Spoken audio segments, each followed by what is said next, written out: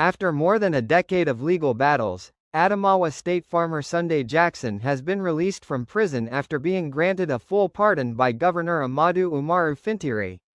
Jackson had been on death row for killing a herdsman who attacked him on his farm, a killing he and supporters said was self-defense. People's Gazette Nigeria +1. Push pin what happened to Sunday Jackson. In 2015, Jackson, a farmer from the Dong area of Adamawa State, was attacked by a Fulani herdsman whose cattle were destroying his crops. When Jackson confronted him, the herdsman allegedly pulled a knife and stabbed Jackson. In the struggle that followed, Jackson disarmed and fatally wounded the attacker.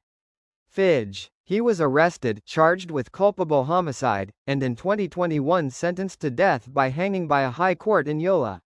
Jackson maintained throughout that he acted in self-defense.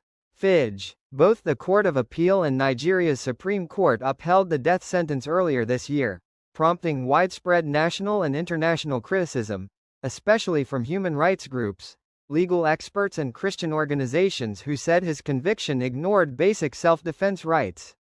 Christian Post. International pressure and political context. Jackson's case attracted global attention, partly because U.S. lawmakers cited it as an example of injustice.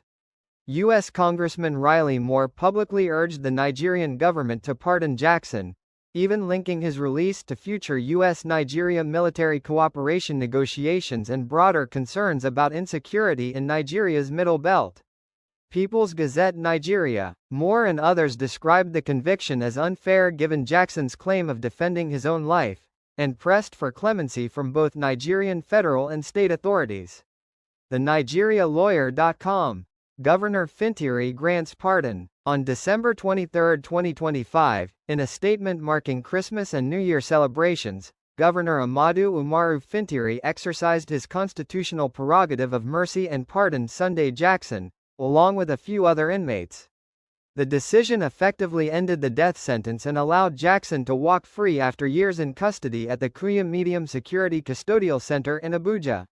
People's Gazette Nigeria. The pardon is being widely welcomed by Jackson's family, supporters, and many rural communities who saw his case as symbolic of larger issues in Nigeria's justice system.